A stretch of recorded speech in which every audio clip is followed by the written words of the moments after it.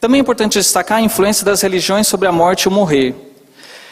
Diz-nos Herculano Pires, no livro Em Educação para a Morte, que nas civilizações agrárias e pastoris, graças ao seu contato permanente com os processos naturais, a morte era encarada sem complicações. Os rituais suntuosos, os cerimoniais e sacramentos surgiram com o desenvolvimento da civilização, no deslanche da imaginação criadora. Morrer já não era morrer, mas metamorfosear-se, virar múmia nos sarcófagos ou assombração maléfica nos mistérios da noite. Então há todo aquele misticismo e aquela idealização frente ao que é o processo de morrer, que nós jornadeamos isso historicamente. Portanto, a morte é vista como algo burocratizado, ou poderia ser visto, ou foi visto ao longo do tempo, de acordo com algumas religiões, onde se você pagasse o dízimo, ou se você auxiliasse alguma instituição, no caso a igreja, você seria salvo. Por outro lado também, quando você cometesse qualquer tipo de pecado denominado pecado mortal, você se submeteria a processo de julgamento seguido de condenações tenebrosas eternamente. Onde estaria o Deus bom e justo nessa situação? Surgimento da monstruosa arquitetura da morte, a questão dos mausoléus, pirâmides, mumificações, a ilusão de um corpo conservado e da permanência fictícia do morto. Apenas orgulho e vaidade. Bom, também temos a visão materialista, né? E aqui eu cito uma expressão do Sartre: o homem é uma paixão inútil, que na verdade retrata a própria cultura ocidental voltada exclusivamente para o imediatismo. Herculano Pires também, em um livro Educação para a Morte, ele nos diz: desconhecendo a complexidade do processo da vida, o homem terreno sempre se apegou, principalmente nas civilizações ocidentais, ao conceito negativo da morte como frustração total de todas as possibilidades humanas. Porque a visão é estreita, na visão materialista. E Fernando Pessoa, o poeta, uma vez indagou: não será a morte até, talvez, fisiologicamente vista, uma espécie de nascimento, o nascimento talvez do que era incompleto numa forma pura, completa? Essa é a indagação que o poeta fez. Eu acredito, meus caros amigos e amigas, que a doutrina espírita tenha a explicação mais adequada e que, obviamente, muda o paradigma quando nós falamos sobre o processo de morrer e da morte.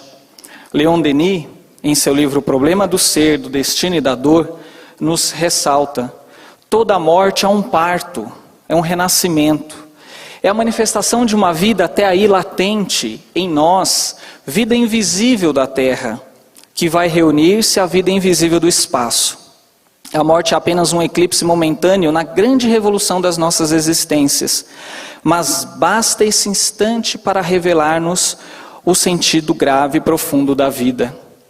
Nós só podemos entender um pouco mais sobre a vida se entendemos o papel da morte, do desencarne.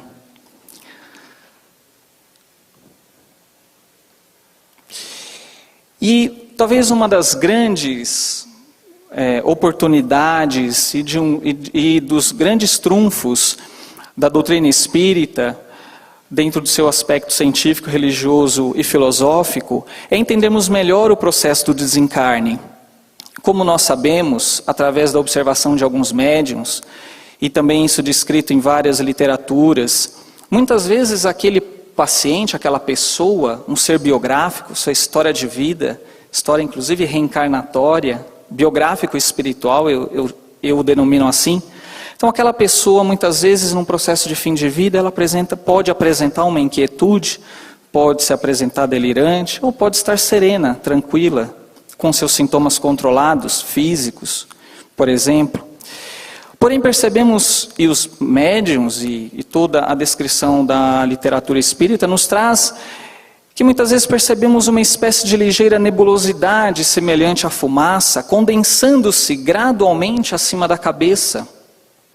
Essa forma assume traços do moribundo, se assemelha ao corpo físico, de modo a se assemelhar por completo. Claro que é assim, porque estamos falando do corpo espiritual, do perispírito. que modela o corpo físico. Não poderia ser diferente. Obviamente, esse corpo espiritual, ele nesse processo de desenlace, ocorre a flutuação desse corpo no ar a pouca distância do doente, como vemos na figura acima. Há uma ligação inicial entre os corpos e a posterior quebra dos cordões magnéticos, também denominados fluido prateado.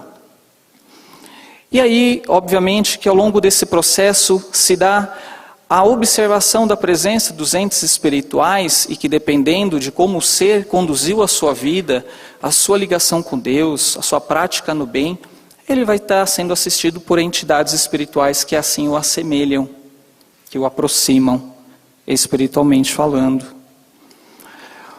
E aí, para exemplificar isso que nós estamos falando, eu gostaria de trazer brevemente o caso do Dimas, um personagem do livro Obreiros da Vida Eterna, um dos livros da série André Luiz, que nos mostra, que nos exemplifica a influência do modo de vida, da presença dos familiares e da prece no processo de desencarnação. Dimas, durante a sua infância, tinha poucos recursos materiais.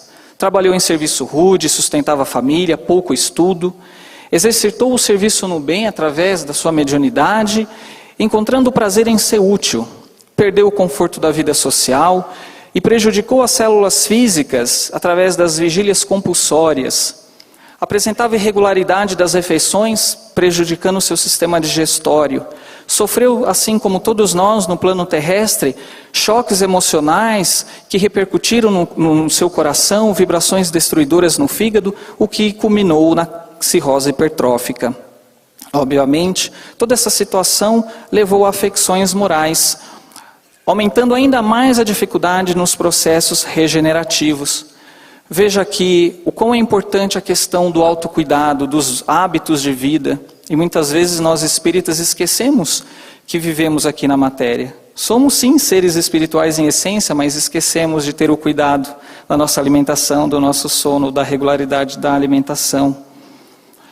Obviamente associado à preservação dos bons pensamentos, da fé, da prática do bem, da caridade.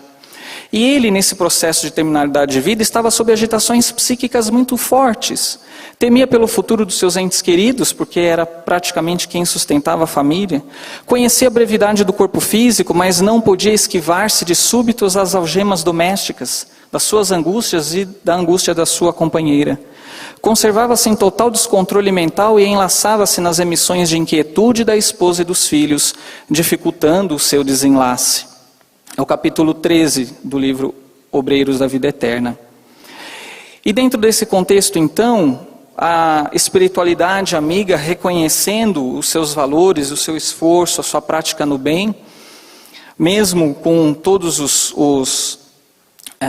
as dificuldades da presente encarnação, permite com que Dimas, naquele momento, tenha alguns momentos de consciência, de lucidez. Ele pede à sua esposa para que ela vá descansar, porque aquela presença ostensiva, aquela dificuldade do entendimento e da aceitação daquele processo de fim de vida, fazia com que ela tivesse um apego. E o apego talvez seja um dos pilares, ou se não o pilar mais importante do sofrimento humano. E isso atrapalhava o seu processo de desenlace. Nesse sentido, ele pedindo para que ela pudesse ir descansar, a espiritualidade aproveita desses instantes, ele então faz uma prece, eleva o seu pensamento, roga a Maria, a Santíssima Mãe, mãe de todos os órfãos, mãe das mães, e pede o amparo e o seu auxílio naquele momento.